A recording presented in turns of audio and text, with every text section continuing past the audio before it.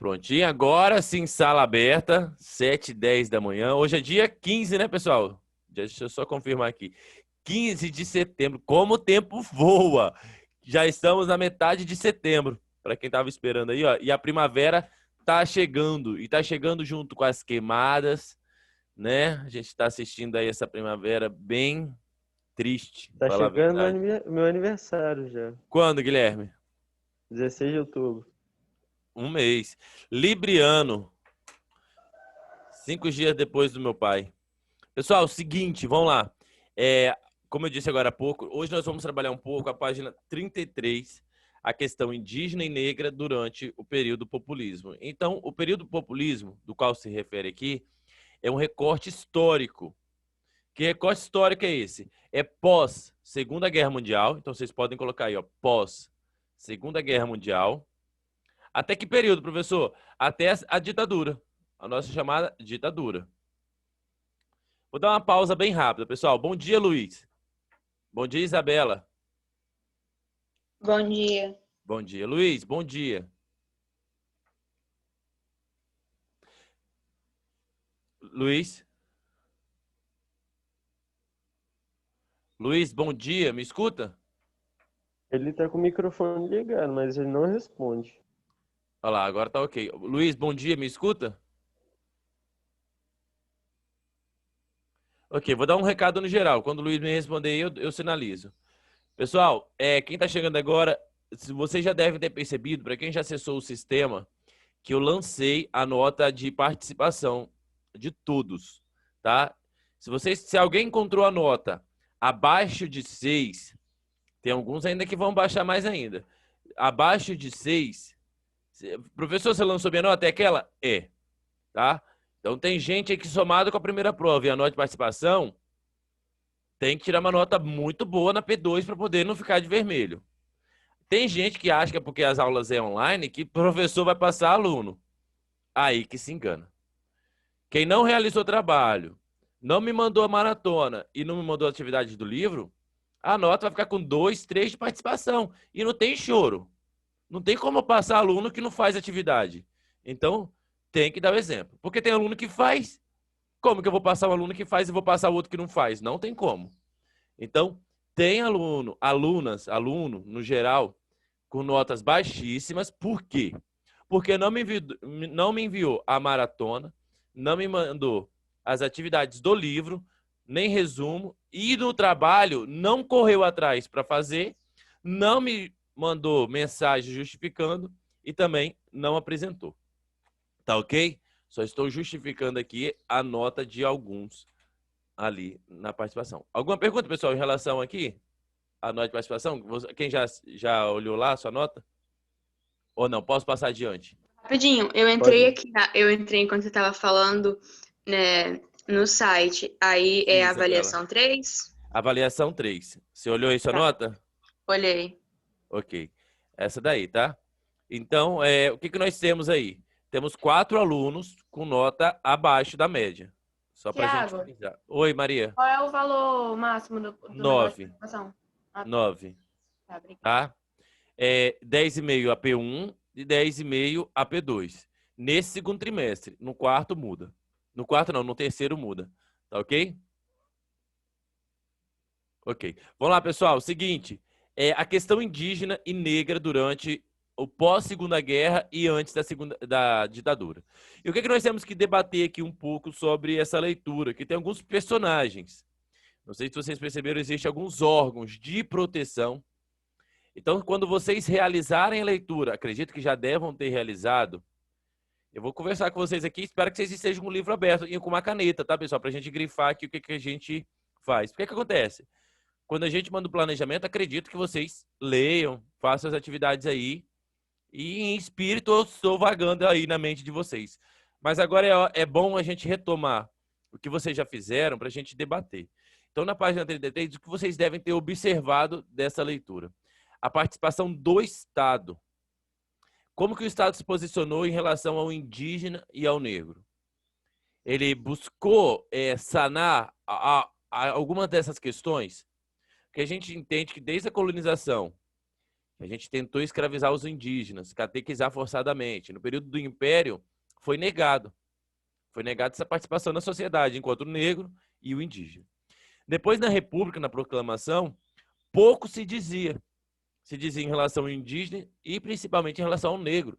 Tanto que teve o bota abaixo, o surgimento de favelas e vários núcleos bem pobres de infraestrutura, de saneamento, onde se localizava principalmente essa parcela aí, essa margem aí da população, negra e indígena. Então, agora, nesse período pós-Segunda Guerra, que a gente está falando um pouco de populismo, e a ideia é abraçar esses contingentes que estavam um pouco isolados, que não são exclusivamente a elite, mas são o pobre, o nordestino, o negro. Então, a gente percebe que o Estado ele vai se posicionar. Alguns órgãos criados irão cuidar dessa representação. Então, nós vamos ter aqui o SPI, que é o Serviço de Proteção aos Índios. E também tem dois personagens que já vocês vão encontrar documentários, filmes, várias representações sobre os irmãos Vilas Boas, perdão. É o Orlando Cláudio e o Leonardo. São dois grandes antropólogos que vão... Antropólogo, no caso, são pessoas que têm um conhecimento. Por exemplo, o professor Tiago, ele vai lá. Eu não vou como professor, não vou como uma pessoa que já viveu aqui na chamada civilização. Eles vão sem experiência alguma, eles tentam limpar o seu conhecimento e tentam absorver aquela cultura. Então foi justamente isso que esses irmãos Vilas Boas realizaram. Eles estudaram, compreenderam, vivenciaram várias daquelas tribos. E depois de muita ajuda, inclusive com os estados aqui, criaram o Parque Nacional Indígena do Xingu. Não sei se vocês estão percebendo, vários hoje dos desmatamentos acontecem ali em torno desse parque de proteção. Como existe uma lei de proteção, o que ocorre muito, que a gente observa, são as queimadas, que acaba quando a gente coloca uma queimada, ela não limita, vou frear aqui justamente no parque, não. Ela acaba ganhando esse território, então ela acaba desmatando por conta de algum ato. Acredito eu, né? Acredito vocês, criminoso. Então a gente entende o porquê. Quando a gente não consegue mudar uma lei, a gente não, que eu acho que é necessário, eu acho que é pouco ainda. Mas quando muitos desses representantes hoje não conseguem mudar a lei para tomar aquela terra que existe, claro, riqueza mineral, então a gente observa manobras obscuras acontecendo. Então nós estamos entendendo uma participação do indígena agora. Eu ia até separar um documentário, mas eu lembrei que não dá para a gente assistir o documentário aqui, que o som fica muito ruim. Se a gente for observar uma entrevista em 1990, 1995, pergunta sobre o índio, né? Não usava o termo originário nem indígena. Se refere igual compara o indígena como cachorro. Acha que eles são canibais. Então, o Brasil, até 20, 30 anos atrás, ainda tinha uma visão muito preconceituosa em relação ao indígena. Então, vamos ler aqui um pouco sobre o SPI, sobre esse órgão de proteção aqui, sobre os índios, né? Serviço de Proteção Indígena. Luiz, bom dia. Será que eu escuto o Luiz agora? Luiz, bom dia. Bom dia. Opa! Finalmente, hein, Luiz? Luiz, a página 33 eu tenho um texto sobre o SPI. Você poderia ler para mim? Na verdade, poderia ler para nós aqui?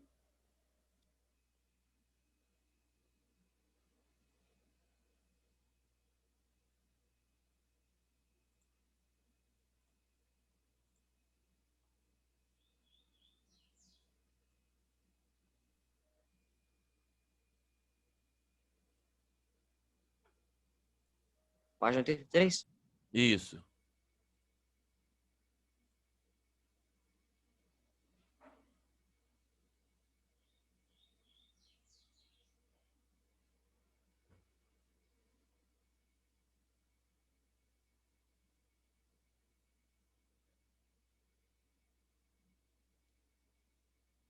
Luiz?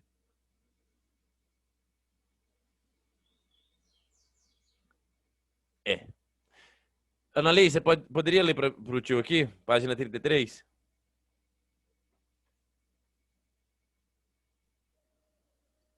Posso, Thiago? Analista não aí? Pode, Guilherme. Beleza. O SPI afirma um sentimento de pertinência do índio à nação brasileira, como parte integrante e sofredora. Lutou para demarcar terras indígenas, motivando pela atitude do reconhecimento de direitos indígenas e de solidariedade às suas culturas. Avançou e evoluiu na sua concepção do índio e na sua prática indigenista. Criou o conceito de parque indígena.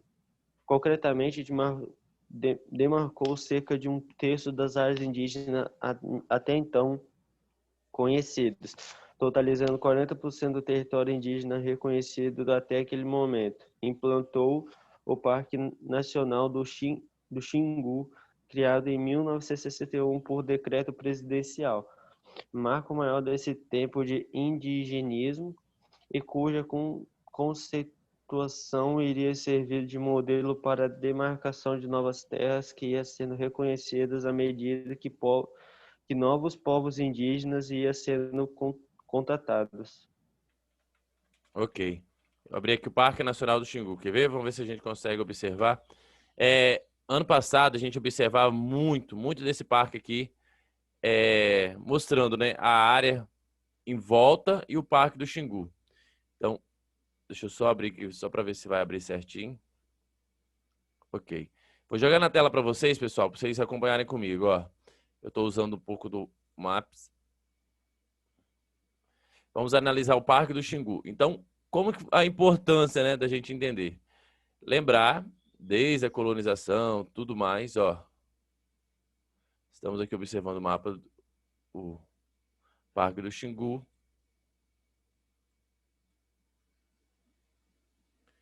Já observamos em volta aqui, ó, são as áreas já desmatadas, tá? Essas áreas brancas aqui, ó, onde a gente observa que houve, ó, joatão. Hoje acontece, claro, muitos conflitos nessa área em relação à terra, ó. Tá vendo essa que tá mais escuro aqui, ó, marcado, é o nosso parque. Se vocês observar dentro do parque, no entorno do parque, é onde tem um florescimento tudo certinho. Já em volta é onde a gente observa os garimpos ilegais. Então, nesses 2 últimos anos, a gente percebeu que muitas dessas áreas aqui já desmatadas, elas estão avançando para o Parque do Xingu. E como que elas avançam para o Parque do Xingu? Foi o que eu falei agora há pouco, né? Com queimadas e tudo mais. Então, a gente observa aqui, ó, dando um zoom, a área em si e a área em volta do Xingu. Então, é uma conquista para esse povo? É. Lógico que a gente não entende que abraça tudo aí, mas é uma parcela. Pelo menos a gente já percebe que a partir desse momento, o Estado... E lembrando que aqui nós não estamos falando da Constituição de 1988, que é a nossa última Constituição, que teve participação popular e que, de fato, vai englobar uma discussão bem maior, proteção ao indígena e ao negro. Mas já em 61, antes da ditadura, a gente tinha, pelo menos em relação aos governos, uma preocupação com os povos originários, os povos que já habitavam essa região antes de 1500. Tá? Ok. A questão do indígena a gente começa a perceber. Na página 34, do que eu mostrei agora aqui para vocês por via do satélite, ó, nós temos um rio. Virem a página aí, pessoal, na página, ó. Renato Soares, é o Parque Indígena do Xingu. Vamos observar? Olhem novamente o mapa e vejam que a gente tem um rio que corta. Vamos ver o nome do rio? Deixa eu dar um zoom aqui. Rio Xingu. Deixa eu jogar no satélite, que é melhor. No satélite a gente consegue observar, ó. Agora vamos observar melhor as áreas desmatadas. Vocês conseguem ver certinho, ó. Percebam. Fazenda São Francisco. A área na mata vai surgindo fazenda, ó, de dentro da mata. Vocês conseguem observar. E isso são proprietários que vão aumentando o seu território pouco a pouco, com queimada. Tá vendo? Vão observando, ó, o mais fazenda surgindo, ó, no meio da mata. Uma estrada que abre caminho, surgindo outra fazenda. Mais outra aqui, ó. Mais outra fazenda surgindo.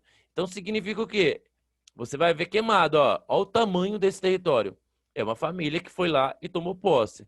Aí no noticiário você vê conflito entre indígena e garimpeiro, fazendeiro. Então coloca um capanga que vai cuidando. Então abriu o caminho, já virou pastagem, pecuária, daqui a pouco soja, ok? E a gente vai observando isso no entorno. Por isso que muita da discussão é, mas o indígena, ele quer... A gente escuta, né? Eu já escutei alguns colegas falando, ele quer viver civilizado, ele quer viver asfaltado, ele quer tecnologia. Quem foi que disse isso? Ok? A gente observa que quem é que tem interesse realmente aqui não é só o indígena, não, ó. Dá para observar, pessoal, essas terras aqui, ó. E elas vão surgindo mais e mais. Então, nós temos o parque, que é a área verde, e tudo que vocês estão observando em volta, ó, é a área que já foi desmatada. Significa, a lei, ela protege um pouco do parque. Inclusive, o parque, ultimamente, ó, já está sendo avançando, já está sendo tomado por invasões, garimpeiros, fazendeiros, de várias formas ilegais, claro. Observem bem, ó.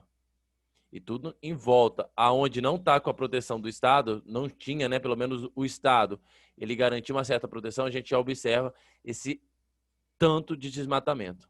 Dá para vocês observarem aí, pessoal, a diferença entre o Parque do Xingu e o entorno do Parque do Xingu?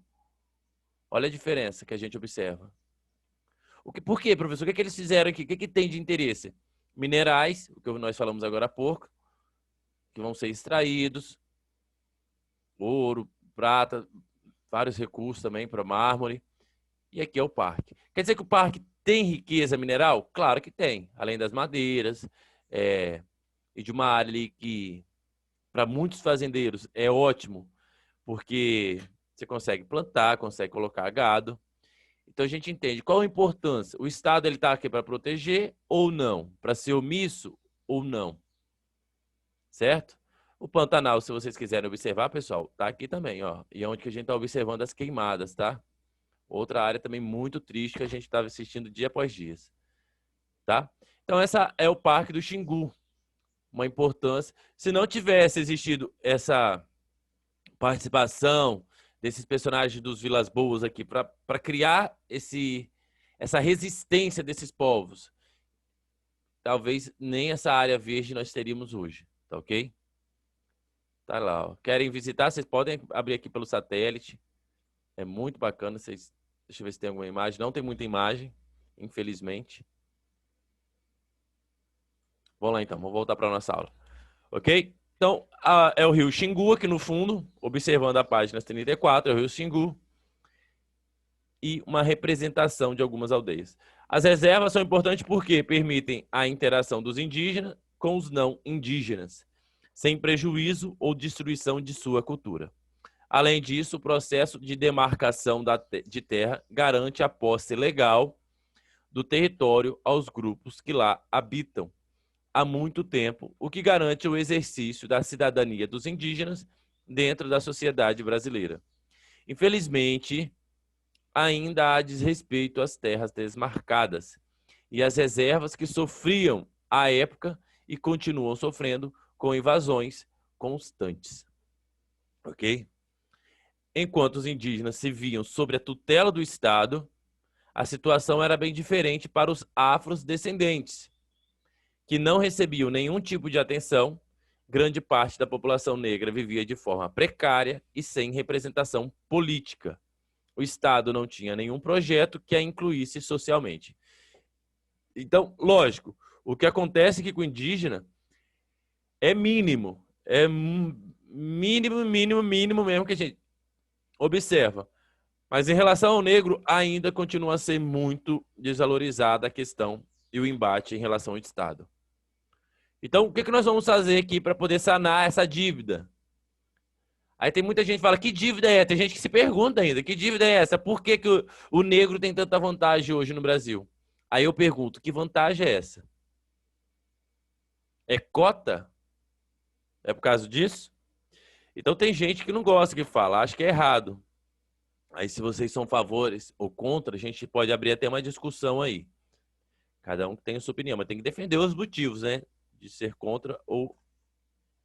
Mas a questão é, houve escravidão no Brasil? Assim como no Brasil, houve também nos Estados Unidos. Essa escravização do povo africano em nosso território durou mais de 300 anos. Então, não tem nem 200 anos que acabou a escravidão. Nem 200 anos. Então, da história do período de colonização, da participação portuguesa aqui no nosso território, quando a gente fala história do Brasil, mais da metade desse período foi de escravização de povos indígenas e negros. E a gente percebe que até no período de ditadura vai ser pior ainda. Tá? Pior ainda. Então, nós estamos falando de um período aqui que o Estado que eu estou falando são os governantes da época, tá, pessoal? O Estado se negou a enxergar o quê? A participação do negro na sociedade. Então, assim, em 1943 foi criado o quê? Em Porto Alegre. Metal, bom dia. Metal chegou aí agora há pouco. Metal. Oi. Bom dia. Você pode fazer a leitura aqui para mim, da página 34? Assim, 34? Peraí. isso, em 1943... Tá.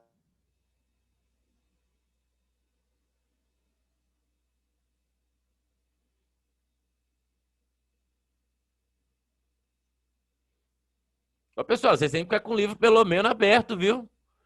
Eu tô com o livro aberto. Já tá o Luiz saindo da aula de novo. Ah, mas hoje eu mando um recado para ele. Rolei?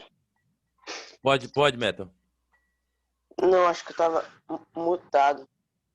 Ou não? Tudo bem. Eu tava mutado? Eu não mutei não, mas talvez seja. Vai lá. Tá. Em 43.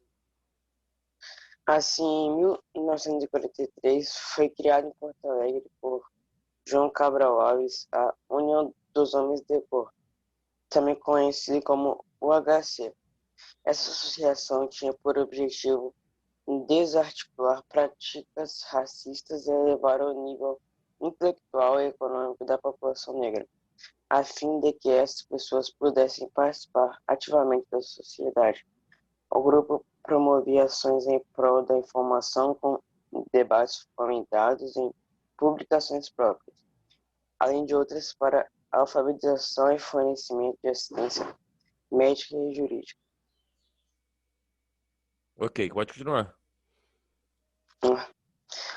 Uma ação importante no período foi a criação do Teatro Experimental Negro, em 1944, no Rio de Janeiro, por iniciativa do ator Abdias do Nascimento. O objetivo do TEN era valorizar a arte negra e mostrar que os negros mereciam papéis nos palcos brasileiros. Muitas vezes, atores brancos utilizavam maquiagem para interpretar personagens negros, ato visto como depreciativo pela comunidade negra. Defendiu que era preciso colocar as questões e vivências próprias dos negros nos palcos para garantir-lhes visibilidade. Ok. Deixa eu voltar aqui para a nossa tela. Vocês perceberam que na semana passada nós tivemos uma perca aí no cinema de um ator que interpretou um grande personagem de Hollywood, no caso, né? Do Pantera Negra. Exatamente. Isso. Vocês perceberam a discussão em torno à homenagem que ocorreu? Vocês achavam necessário aquela Sim. homenagem? Tudo, Sim. né? Sim, Exatamente. sim. Então, o que aconteceu ali? Nós tínhamos, então, um representante que mostrou da participação. Lógico que o filme Panteras Negras, o ator que interpretou, se fosse um outro também, teria quase que o mesmo destaque, porque é a história do personagem, a história da África contida naquela história. Então, nós tivemos ali a participação no Oscar e vários outros atores aí. A questão é, vocês estão assistindo o que está acontecendo nos Estados Unidos. Acredito, para quem vai fazer a prova do IFES, tem que estar muito antenado aí a essas questões. Por quê? Porque são assuntos que podem ocorrer, podem cair alguma redação, alguma questão de interpretação de texto, porque é um assunto pertinente desse momento. Ela pode ser queimadas, desmatamentos, povos indígenas, negros, é um assunto que sabe, é um assunto que pode cair em qualquer IFES ou Enem. Então, qualquer um dos dois aí pode cair desse sistema. Então, em relação ao negro, em si, a gente observa o seguinte. Até na década de 70, década de 60, principalmente na década de 50, o personagem negro, por exemplo, se fosse interpretado por uma doméstica, então tinha que ser esse negro representando, mas ele tinha que fazer voz bem característica de escravizado ainda. Ô, mãezinha, eu não sei fazer essa voz, me desculpe, mas é uma voz bem pejorativa, para mostrar que ela era inferior de classe. Então, era essa representação que o negro tinha que mostrar na plateia, na representação ali, midiática. O que ocorreu foi por que não colocava um negro para interpretar um negro. Tem um clássico do filme hollywoodiano, que no caso esse filme concorreu com o nosso Cine Atlântica aqui no Brasil, que a gente também tinha uma grande empresa cinematográfica, era chamado E o Vento Levou. Um clássico de Hollywood, para quem já assistiu. A questão é, por muito tempo, acredito que uns 20 anos atrás, 30, você falava muito desse filme. Nossa, um clássico, um clássico. Pois é, um clássico. Mas hoje, as pessoas não falam mais que aquele filme é um clássico. Por quê? Porque hoje quem assiste o filme fica em choque. Porque os personagens negros que aparecem no filme não eram negros que estavam interpretando. Eram pessoas brancas que passavam carvão no rosto para interpretar o negro. Mas por que, professor, não colocavam o negro? Porque muitos desses atores brancos, adivinham, se recusavam em trabalhar com negros. A própria indústria cinematográfica também se recusavam a dar papel para o negro. Então a gente observa que, tanto em Hollywood como no Brasil, nós vamos ter uma parcela. Primeiro, vai ter que haver uma organização, uma associação, que a gente observa aqui, o Teatro Experimental Negro, o TEN, que a ideia é fazer o quê? Um ajudar o outro a estudar, a poder participar. Então, pouco a pouco que conseguiu espaço. A gente falou muito aí já, a gente não foi com o 9º ano não, mas a questão de artistas também cantores. Por exemplo, a gente fala de videoclipes. Hoje no YouTube a gente vê lá um clipe muito fácil, né? A digito, assisto. Mas antes, pra você assistir um clipe, uma música, você tinha que assistir na televisão. E no caso, muitos desses canais que transmitiam era a MTV. E muitos artistas que passavam clipe era Elvis Presley e muitos artistas de rock, MPB. Tanto no Brasil como nos Estados Unidos, a participação do negro era bem secundária. Para ter um clipe que vai estrear na MTV, um clipe que estreou, no caso, um negro que estreou na MTV, demorou muito. E quem abriu essa inclusão, no caso, foi um artista que já morreu branco, no caso, né? Mas por causa de uma doença que ele tinha, que era o Michael Jackson. Não sei se vocês já escutaram falar. Então, ele foi pioneiro nessa questão, porque ele que foi o primeiro artista a ter um videoclipe transmitido na MTV, na MTV, né? Para quem música television. Então a gente entende a demora de assistir essas representações midiáticas, tanto na música como nos filmes. Então hoje, se a gente faz uma homenagem ao ator do Pantera Negra, a vários outros, a gente observa, tem aquele, eu esqueço o nome dele, que faz aquele documentário da Netflix sobre a história de Deus, Morgan Freeman. A gente observa vários outros que agora que existe de fato uma resistência, uma luta para dar notoriedade. Porque há 20, 30 anos atrás não ocorria. Então a gente observa no Brasil que vai surgir também um movimento da música chamado Bossa Nova, que não é só de negros, tá? Mas aqui é da classe rica, da elite também. Vamos ter a Bossa Nova, tem o samba e nos Estados Unidos, que já surgiu desde um pouquinho antes, no caso, que era o jazz. Então, no período conhecido como populismo, nós temos a questão do indígena, do negro e, na relação à música, a bossa nova. Eu acabei indo longe aqui, pessoal, falando um pouco sobre o cinema, tá? Eu só saí do assunto aqui do contexto histórico, mas é só pra gente discutir, tá ok? O professor tá lá no jazz, o jazz é bem antes, é só pra gente intercalar aqui algum desses assuntos. Só para a gente fechar aqui, pessoal. Em 1948, o Instituto Nacional do Negro foi fundado. Iniciou-se a publicação do jornal Quilombo, que noticiava as atividades do TEN e das outras organizações. Sempre quando eu vou para o Rio, eu fico ali na Lapa, você sempre vai receber uns jornais. Esses jornais são pessoas de favelas que moram ali no entorno, que vão entregando. Eles entregam esses jornais da favela que tem notícias das favelas, do Vidigal, das favelas ali no entorno, do Morro do Alemão. Então, por que isso? Tem importância? Claro que tem. Uma parcela da população. Acredito que só a Rocinha tem mais de 1 milhão de habitantes. E se juntar todas as favelas ali, nós temos uma comunidade muito grande.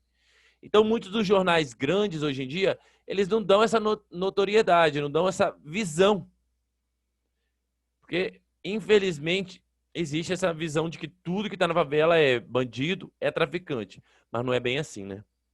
Existem muitos trabalhadores, artistas, e muito do preconceito que se remete à favela acaba vindo de racismo e achar que tudo que se associa a negro é de bandido, essas coisas. Então, é uma questão a ser levantada, inclusive na participação jornalística, midiática. Ok? Cada vez mais. Tem que haver essa luta? Tem que haver. O nome da palavra, talvez, até o conceito, é chamado de resistência. Então, tem que resistir culturalmente, tá? Socialmente e várias outras questões. Temos o Organizando a História, pessoal. Amanhã a aula eu vou preparar só sobre amanhã não, sexta-feira. Vai ser exclusivamente sobre a Bossa Nova e a correção aqui da página 36, 37 e 38. Algumas notas, pessoal, que está lançado no sistema, o que acontece? Das notas que estão no sistema, ela não sobe mais. A nota não sobe mais. Mas tem algumas notas que irão cair, tá? Algumas que já estão baixas vão cair, tá? Que eu estou fazendo pergunta, às vezes eu não vejo retorno aqui, porque vocês estão sendo ainda avaliados.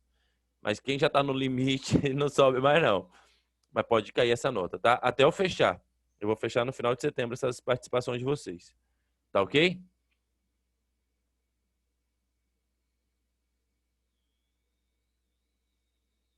Tá ok, nono? Ok, Thiago. Ok, tá ok. Ok, Pessoal, Thiago. olha só. Hoje eu vou ter uma intervenção ali no 8º e acredito que vocês vão pedir também. Na sexta-feira, tentem ligar esse vídeo, tá? Porque vai ter um bate-papo, uma correção, para pelo menos ter um retorno. Tá ok?